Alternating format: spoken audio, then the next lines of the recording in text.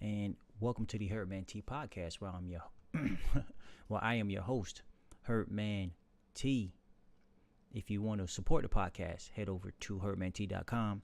Go ahead and get an ebook, get some merch, and if you want to work one-on-one with me, go ahead and book a consultation. Today, I'm going to be trying something new. Well, I've done it before in the past, but this time I'm going to be doing it in OBS Studio. So before I get into what that will be, today's topics are gout, thyroid nodules. Someone wants to know if I sell herbs, lipedema, and lymphedema. Hopefully I can get to everything. I am on roughly a 15-minute timer due to my camera quitting on me after about 15 minutes, my 4K camera. So I'm trying to shoot everything in 4K now. And right now I see some glitching going on. What the heck is going on, man? What is going on? Let me take it off of studio mode. That might help it not glitch anymore, but I do like the Krispy Kreme visuals. Let's go. All right, so what I was going to try something, but I guess not. Smooth transitions. There we go. Just putting stuff on the screen, making it look a little bit better, giving you something to read as you see me. Oh, that was hideous. All right, and yeah, I can interact with it and everything. So first up, gout. So if you're new to the show, basically what I do is talk about, people comment on my social media videos, and generally the questions asked are, what herb is good for this? Usually it's what herb is good for a disease. Full disclosure, herbs are not for diseases. Herbs are for structure, functions, and fluid. So herbs are for body parts. And generally, when you're talking about a disease, it's not really associated with body parts, but it is associated with symptoms of certain organs or tissues that aren't functioning properly, or, well, basically they're not functioning properly. So, for example, when you're talking about gout, let's go ahead and read what they say gout is. Here we go. So gout is a common and complex form of arthritis that can affect anyone. So it's a form of arthritis. Arthritis is inflammation of your joints. It's characterized by sudden, severe attacks of pain, swelling, redness, and tenderness in one or more joints, most often in the big toe. So when you're talking about the cause of pain, swelling, redness, basically acids building up in a certain area, in this case the toe. So in order for something to build up in the toe area or just anywhere in your body and cause swelling, redness, and pain, you definitely would have poor circulation. So herbs to consider would be herbs to help promote circulation. But also you have something known as you have your lymphatic system that deals with moving out acids or excess substances that are found in the body. And I can 9.99999 out of 10 guarantee that the lymphatic system is backed up, because acids have accumulated in the toe and are not coming out. So moving lymph also promotes circulation, also promotes blood flow as well. The lymphatic system cleanses the blood. The lymphatic system cleanses all of your organs because its job is to move waste out of the body. So you want herbs for circulation. You will want herbs to help promote the movement of the lymphatic system. You would also want herbs for the kidneys. Herbs for the kidneys would also promote the movement of the lymphatic system, because when you're talking about swelling or edema, there's definitely a fluid balance problem going on. And what organ or organs deals with fluid balance? Well, kidneys and adrenal glands. So knowing basic A&P could help you search for herbs to help better your situation. So going back to herbs to help promote circulation, generally ginkgo leaf promotes circulation all throughout the body, so can bring blood to your big toe, can bring blood to your fingertips, can bring blood to your head area. Horse chestnut is an herb used to promote circulation to the lower part of the body. Again, that was horse chestnut. You also have celery seed and parsley leaf that can be used to get rid of uric acid. They are diuretics that can help to promote the kidney to function, can help to promote the kidney's function. Again, great for getting out uric acid. You also have other diuretic herbs, or herbs that have a diuretic action, such as marshmallow root and corn silk, that can help to promote the kidney's function in order to promote the movement of your lymph or the lymphatic system to get out, to move out this acid that has accumulated in your toes. Your toes. So you have herbs specific for the lymphatic fluid, or herbs that can help promote the lymphatic fluid that have a alterative action. These would be cleaver's herb, burdock root, as well as red clover blossoms. Yes, you can mix all of the herbs I mentioned together. Just be sure to research the contraindications and toxicities before use. You may be taking some medication or pharmaceuticals that could cause a interaction or react to the herbs in a negative way. Or you can just not need them. Maybe you need a different blend of herbs, etc. But point is, do your research on the herbs. I am here to help get you started on in what direction to take when using or choosing herbs, or I would say observing herbs. So gout, again, gout, understand that swelling, redness, as well as tenderness is not going to be your only problem. You know, the big toe is not going to be your only problem. You're going to have a kidney weakness. You're going to have an adrenal gland problem. You're going to feel fatigued. You may have some neurological issues as well. And going after your kidneys would be, you could say, partially going after the cause, because you want to think holistic. You want to go after everything, no matter what issue you're having. All right, next up, put that on thyroid nodules. So I'll go ahead and read the question. I don't think I have it set up to be put on the screen, but the question was, what can I use for nodules that grow on my thyroid? What herb can use? Yeah, so first off, what are nodules according to the Mayo Clinic? So thyroid nodules are solid or fluid-filled lumps that form within your thyroid, a small gland located at the base of your neck, just above your breastbone. Thyroid nodules are solid or fluid-filled lumps. So anytime you hear fluid-filled lump, whether it be a blister, a cyst, no matter where there are, lymphatic system. Your lymphatic system is not moving this fluid out fast enough, so it's accumulating or building up in certain tissues, in this case the thyroid. So you could be having blood going into the thyroid, fine, but the waste isn't going out of the thyroid, for whatever reason, causing these lumps to form. Even if it's a collection of tissues, if there's an excess amount of tissues in the thyroid area, the system that is responsible for moving this out will be your lymphatic system. So you want to get that lymphatic system moving. Now, of course, if you're having a hypothyroid, you could use herbs to increase the thyroid's function. If you're having a hyperthyroid, you can use herbs to decrease the thyroid's function as well.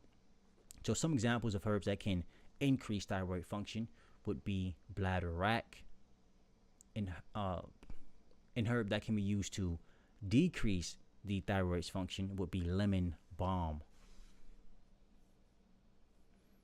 So the herbs I mentioned for the kidneys to promote the movement of lymph would also apply to this issue as well. So basically the lymphatic system is backed up and it needs to get back online. Now, the cause of this, well, one cause of this is lymphatic stagnation, so your lymphatic system not working properly. But you could have a hormonal imbalance as well, where you would want to focus on the pituitary gland, which is considered the brain of the endocrine system, or the head boss of the endocrine system. And you can include that hypothalamus as well. A great herb to help bring balance to the pituitary gland would be chaste berry. You would also want to work on reducing stress. Herbs that can help to, you can say, strengthen your stress response would be licorice root and schisandra berry. Again, research the contraindications of these herbs before using them, but they would help to promote your hypothalamus function, your pituitary glands function, as well as your adrenal glands function. All of these tissues are part of the endocrine system, and they deal with your fight or flight response. They communicate to each other when you enter into flight or fight mode. And as we all know, the more stressed you out, the more you are prone to getting discomforts.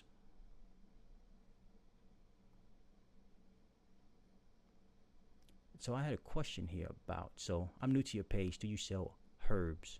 No, I do not sell herbs. When you work one-on-one with me, I will suggest herbal tinctures, glycerites, and or capsules to use to help you with your problem.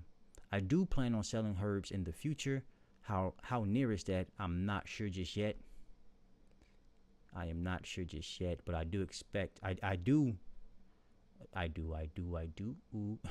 will sell herbs in the future. Just not at this time.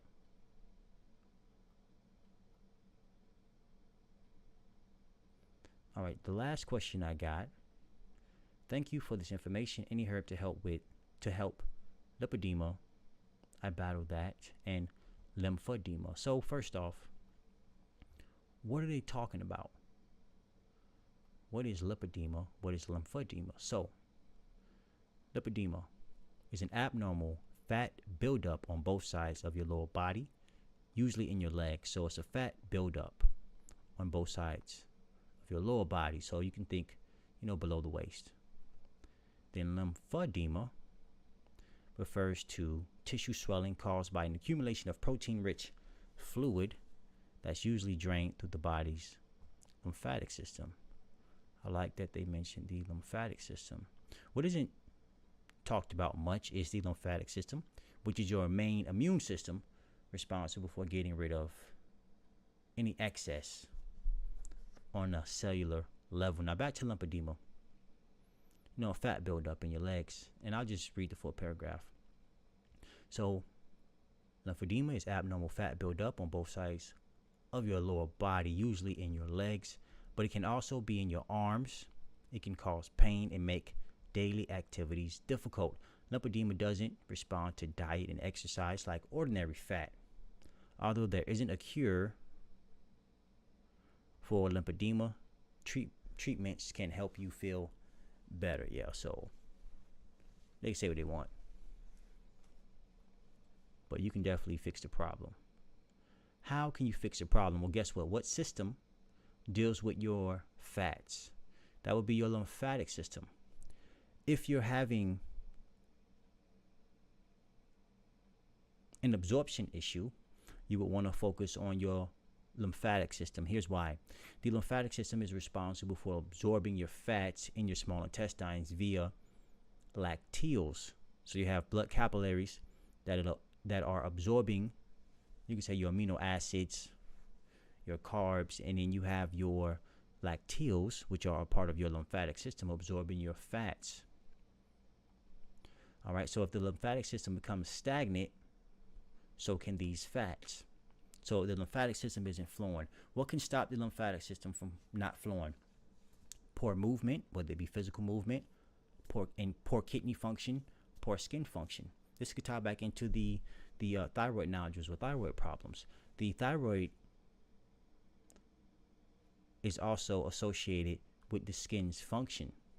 So I wouldn't be surprised if that individual that was having thyroid problems is also having skin issues as well.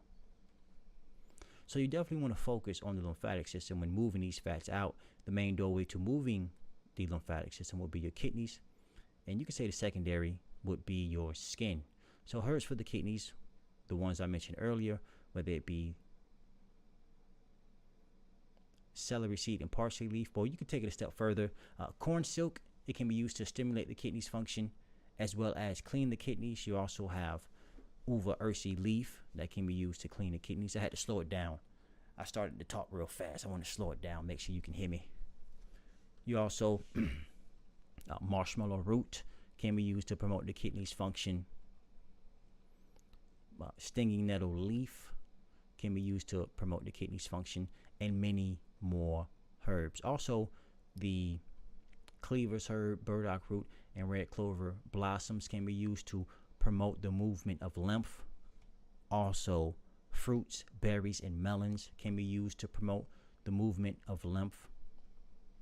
And going back to lymphedema, it mentioned that it's an accumulation of protein-rich fluid that's usually drained through the body's lymphatic system. So if it's usually drained through the body's lymphatic system, most likely it's not anymore, and now it's causing what's known as lymphedema.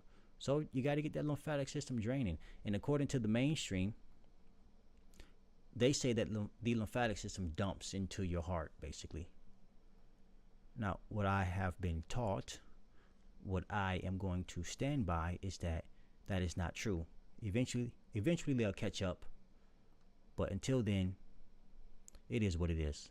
So the lymphatic system, in my opinion, dumps into the kidneys. The kidneys filter out this cellular and metabolic waste to help keep you healthy. The issue that we're having is that it's such a protein-rich diet that it begins to shut down the kidneys. Proteins gives us a false sense of energy. It's a stimulant. Over time, organs and tissues begin to shut down. I need to do a video on bodybuilders, like young and old, and see how many of them converted to let's say a more natural lifestyle of fruits and vegetables and see what happened there. But going back to this, lymphedema and lymphedema, in order to start fixing the process, you definitely want to make sure you're focusing on those kidneys. You want to make sure you're focusing on digestion, making sure that you're able to break down the foods you are consuming. You want to make sure you're able to absorb the foods. You want to make sure you're able to utilize the foods by taking herbs for the adrenal glands, whether it be ashwagandha root, schisandra berry, licorice root, sumo root, and many more. But going back to fruits, berries, and melons, I believe I mentioned that they help to move lymph as well. So the fastest way to start moving lymph is to eat more fruits, berries, and melons. Eat more grapes, eat more mangoes, eat more apples, less of everything else. Get you some good kidney formulas. Herbs that have a diuretic action can be used to promote the kidneys function. But also while you're, getting those formulas, herbal formulas for your kidneys, you also want to make sure you're getting some formulas for the endocrine system, or more specifically, your adrenal glands. The adrenal glands influence your kidneys, and vice versa. They work well together. Tongue twister. But that's all I have for now. If you want to support the podcast, head over to my website, www.hertmant.com. You should see it on the screen. Also, you should see all of my social media channels, tags, whatever you want to call it. All right, enjoy the rest of your morning, afternoon, and or